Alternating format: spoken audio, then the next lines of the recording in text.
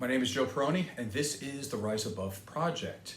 And today I want to talk about a very unfortunate incident that happened a little over a week ago today. In this incident, Justin Vicky, who was a fitness influencer, and he was 33 years old, he died while trying to attempt a 1 rep maximum in the barbell squat. He was trying to lift 460 pounds. The bar came down and it ended up breaking his neck, and while it did that, it also severed some nerves to his heart and lungs. He was rushed to the hospital and he did not make it. So today's show, I want to talk about maybe like a few reasons, about 5 or 6 reasons of why this actually happened, and maybe there are some lessons here that we can prevent this in the future. But before we do that, I want to show you this clip from, I believe it's Instagram. So if you don't want to see this part, you can look away, but I'm going to show this to you so we know what we're talking about today.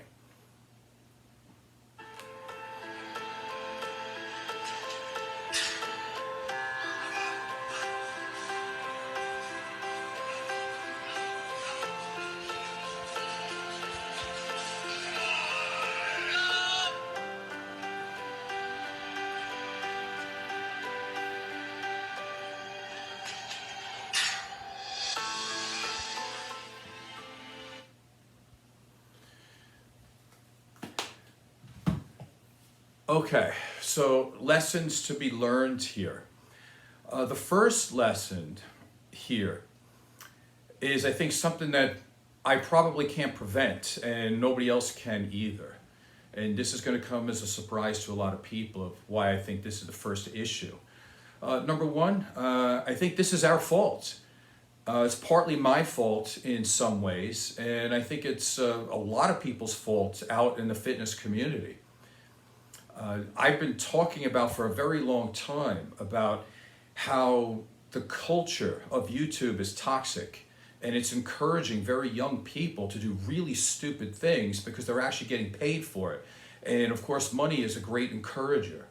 So what do I really mean by this? I mean that we live in a profoundly sick society. I think right now that we have a culture that incentivizes a completely pretend life on YouTube. People are brainwashed to believe that this fake virtual life of likes, subscribers, viewers, followers, they're more important than real life. These people live in a world of delusion, devoid of true interaction. We're seeing that all the time. They're devoid of authenticity. A lot of these people are, I would say, quote unquote, fitness influencers. What are they influencing and why are they even in that position? And unfortunately, they're devoid of competence. Now, again, this is not a direct insult to Justin Vicky himself, but there is hundreds, if not thousands, of so-called of these fitness influencers out there. And how did they get that exalted position? I don't even know. You know, if we take a look at somebody like Eddie Van Halen, for example, probably one of the greatest guitar players who ever lived. He said, listen, if you want to get attention, just get drunk, take off your clothes, run down the street. You'll get plenty of attention. You know, but if you want to be the greatest guitar player in the world, you're going to have to practice like 12 hours a day, every day. And that's how I feel about this. You know, somebody like me, for example, and there's a lot of people like me, but it's my show, so let's talk about me for a second. You know, I have a degree in exercise physiology. Let's start with that. I've been involved in sports since I was 8. I was in my first bodybuilding magazine at 15. I won my first show at 17 years old. And that wasn't just a one-off. I've won overall bodybuilding titles over a period of 4 different decades. And yet, am I an influencer? Am I someone who's exalted at a very young age because I do stupid stuff on YouTube? No, people don't follow people like me very much. They follow people who really have no business being in the position that they're in. You know, I'm also a licensed marriage and family therapist, and I could tell you some of the greatest therapists in the world, some of them who have worked and they've done incredibly great things in the areas of trauma and addiction and things like this. I look on their YouTube channels, they have like barely any subscribers and no viewers. Yet you'll get some 16-year-old person who knows nothing on TikTok or Instagram having thousands, if not millions, of followers. This is the world that we live in today. There's a complete destruction of competence in this world. We don't care. And I think that's why people like Justin Vicky are encouraged to do stupid things like he did. And I don't want to be too disparaging here about him, because he gave up the ultimate thing, his life, for this. But whose fault is it all around?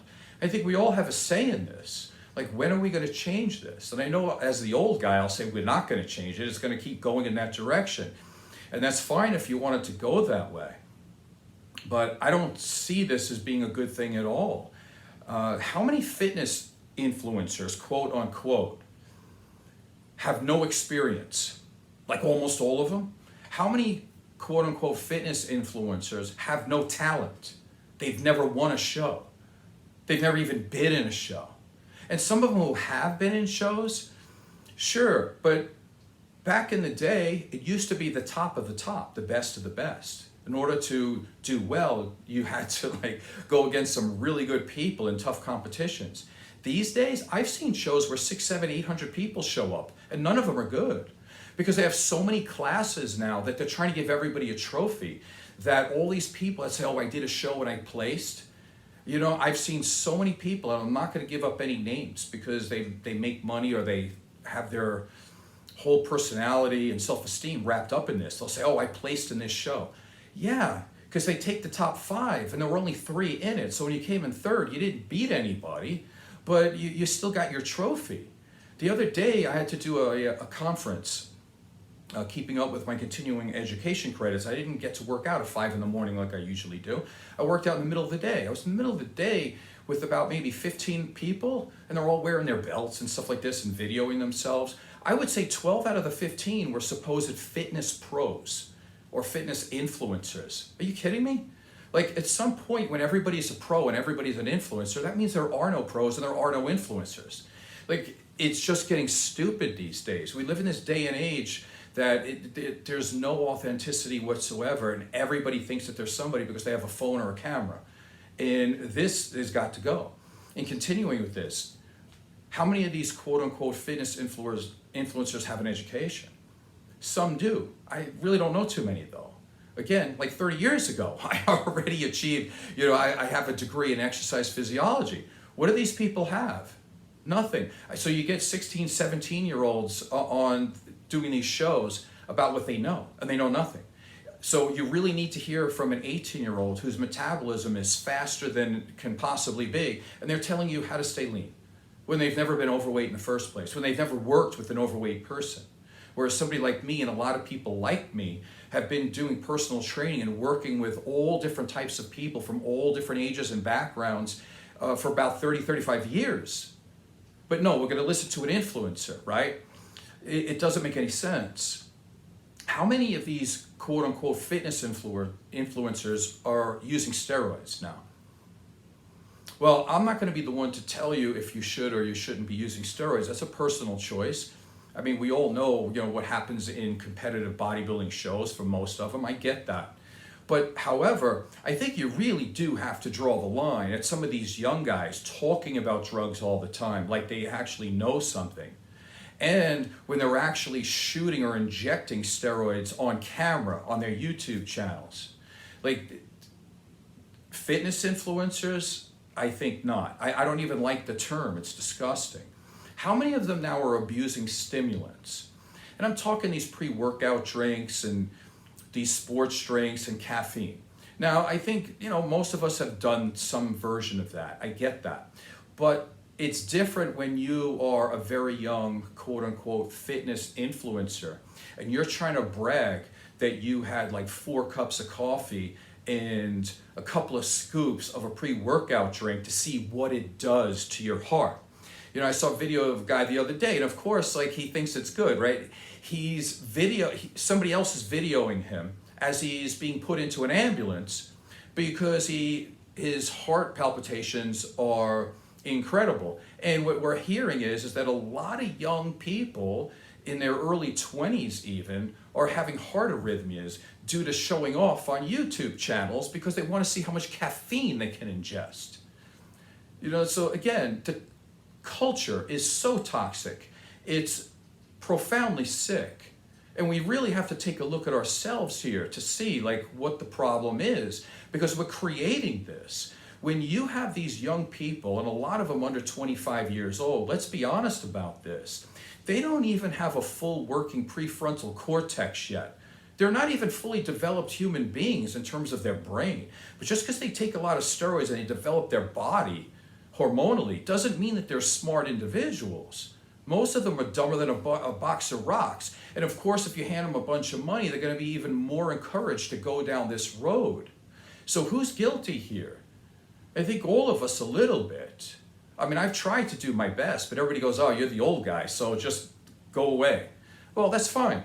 Let's watch more and more people die then. That's a good way to go, right? Because it won't happen to enough people for anybody to actually care. In terms of somebody dying while squatting, I could tell you this. Again, I'm 58 years old. I've been in gyms all my life. I go to the gym 6 days a week. I have never seen that before. This is like, you can't even say it's a 1 in a million. It's got to be a couple of bunches of million. But although this kind of stupidity is going to keep happening because people are that dumb, because they don't have the respect for the gym and these weights that they should. Why? Again, because there's not a lot of structure. They're just doing it to get likes. So it's just not the way this industry should go. And I think we should get rid of this whole fitness influencer garbage. They should be influencing nothing, actually.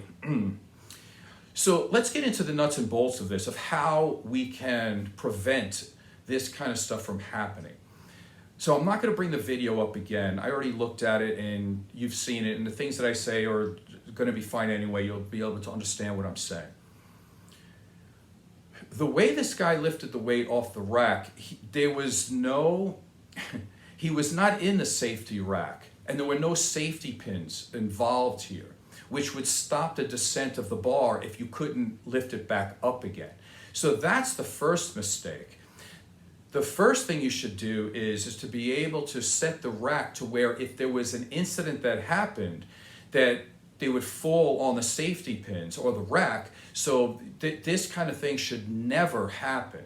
So that's the first thing, is that for whatever reason, whether he didn't have that in the gym or he was just doing it to show off, you know, for YouTube, that was the first mistake.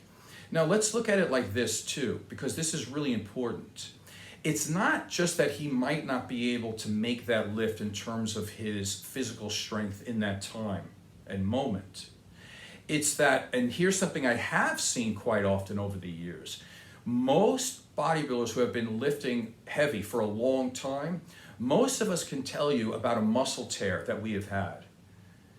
Now, when you're squatting heavy, there is a percentage of a chance, I don't know what percentage that would be, of a quadricep snapping, right, or tearing.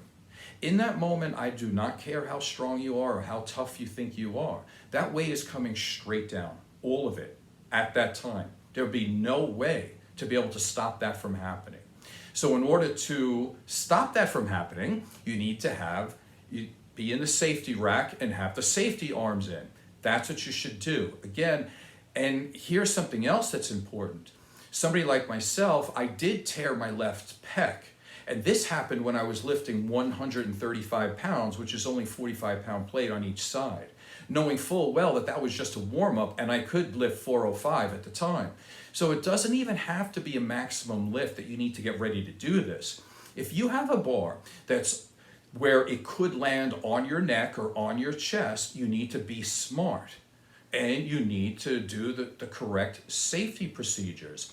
There was one time when I tore part of my deltoid, but I was doing barbell rows with 315. Actually, I think it was 365 at the time. Now, okay, nobody wants to tear any muscle. It hurts a lot. But in that position as a barbell bent over row, I was just able to drop the bar, no problem. It drops and hits the floor. But if you have something over your neck or over your chest, take the correct procedures in order to save your life. That's the smart thing to do. That's very important. Continuing. What he did was, if you look at it, is that he had the bar very high up on his neck. That is also wrong. Now, I know some people are going to say, well, if you have it higher up on your neck, it hits the quads a little bit different. I don't care. It's not enough to make a difference. What you want to do is, even from the front position, the bar, you should not be able to see it, really. It should be able to be on your mid-trap, not on your neck. It could be like on the base of your neck, way at the low part, but it should be very low. Why? Because if you can't make that rep, or if a muscle did happen to tear, you can move forward and the bar comes down and you're clear. But if it's up on your neck, there's a good possibility it's going to bend you more forward. And if that happens, you're going to see what happened in that video. So again, you want to have the bar lower on your neck, or actually off of your neck, towards the mid-trap, not on your neck. All right, next on the list, we're talking about the spotter now. In this situation, I don't know who the spotter was, but this person is going to go through a lot of grief thinking that it was his fault, like he could have done something here. I don't want to blame the spotter here because he was in a really bad position. But here's some things you should know about spotters. Number one, if you're going to a position where you're looking at like a 1 rep maximum, don't pick any spotter in the gym because they don't happen to be, they don't happen to be busy at the time. So you pick the first available. Don't do that. It's really important to have a good spotter. That's number one. Number two, if you see the video, as he's descending on the squat, this guy has his arms out like this on the bar. Now, I don't care if you're the strongest human being that's ever walked the face of the planet. Nobody with their arms outstretched underneath grabbing a bar is going to be able to lift 460 pounds. That's not going to happen. Okay, so that was totally and completely wrong. Stop grabbing the bar. What you need to do is underhook the person's arm to where you're actually grabbing them by the shoulder and chest area. So essentially, you're doing the squat with them. And if they fail at any point, you can underhook and you do the squat and you perform the squat with them to get it back up to the rack. Again, assuming that you didn't put the safety arms in like you should in the first place. So again, the squatter should be able to get underneath, underhook, and to be able to squat the person up. But even then, that's still a little bit dangerous because if the guy can't make it or the woman can't make it, and they need to get out of there, the spotter is also going to have a difficult deal here because that person needs to get out of the way quick. And if you watch this video, the person who was doing the spotting, that person also fell down. So again, so now you know what I'm talking about, that it's very important. And again, I think this, if I look close enough, it appeared to be that the spotter had one foot in front of the other. And right then, as soon as you do something like that, you're going to lose all your strength and power. So that's the other thing he did. So again, you should be in a full squat position with the person who's doing the squat. The other thing that's actually even more important is if it's a heavy lift like this, you need to have 3 spotters. You should have one behind the actual person doing the lift, as I've already mentioned. Then you need to have a person on the right and left of them to be able to control the bar. So now you have 3 other people who are assisting. And this is really the best way to do it. In big powerlifting meets, they might even have 5. But I'm talking at a regular gym when you're trying to lift heavy, I get it. 3 is probably the max. And I've trained so many times with 3 people doing squats, and that's how you would do it. You'd have one person lift and you would have 3 spotters. So those are all the things that I think we can do, the lessons that we can learn in order to not have to watch people go through this again. So let me go through this really quick. So number one, you want to be able to train your muscles, okay? Stop training your ego. Stop doing stupid things for YouTube popularity. And by watching this video, I can't tell everything because I didn't see what preceded it. But there should be warm-ups beforehand that should give you an idea if it's a good day for you or not. For example, this particular person, Justin Vicky, was trying to lift 460 pounds. It looked like he got nowhere close to that. It wasn't even remotely close. He could barely get it off the rack in the first place, went straight down, and it was over. Well, you should have a clue as to whether you can lift that weight or not. For example, if you start off with 135 pounds and you could do 15 to 20 reps, that's a good warm-up, no problem. Let's say you go to 225. Now you're getting between 12 and 15 reps. Now you go to 315. Now you're getting somewhere between 8 and 10 reps. Now let's say you go to 405 and you can get maybe 6. So now you're in the ballpark. So if you can get 6 reps, let's say, and you still maybe had 1 in the tank, you still could have done 1 more with 405, you know, you can give it a shot. You go to 460 and see if you can get 1, possibly 2. So in other words, you should have a pretty good idea of the next weight that you can accomplish. It shouldn't come as a total surprise to you that you couldn't make it. And by watching this video, I kind of got the feeling that he had no idea if he was going to make this or not. This was kind of like a YouTube event and that he was trying to do. And it's really unfortunate that it happened. So that's the thing. So you want to train the body, train your muscles, don't train your ego, don't do stupid things for YouTube. I can't express that enough. The other thing, always use the safety rack in exercises that are extremely dangerous.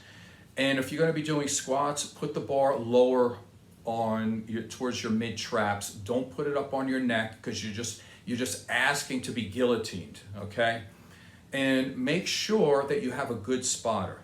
Now, if you can't get 3 and you have to go with 1, okay, let's go with 1. But make sure it's someone who knows you. Make sure you have some type of communication skill with this person, that they know that if you give them the signal or they can feel what you're doing, that you're going to drop this weight, that they can get the heck out of there. So it's very important. Don't leave it to chance with some unknown person that you've never seen before and they've got your life in your hands. That doesn't make sense.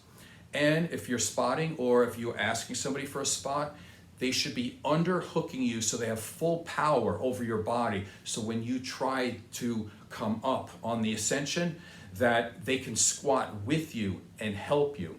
Because technically speaking, as long as you don't have a muscle tear along the way, what happens is, let's say you're going to lift 460 pounds. If you fail, you're probably failing at, say, 430. In other words, you're not lifting 460, you're lifting a little bit less. So that means that the other person can lift just a little bit more and assist you along the way to help you. It's not that you're dropping the weight and the other person has to lift all the weight for you. So my name is Joe Peroni. This is the Rise Above Project. Hopefully this has been beneficial to you in some way. Please subscribe and tell a friend. Thank you.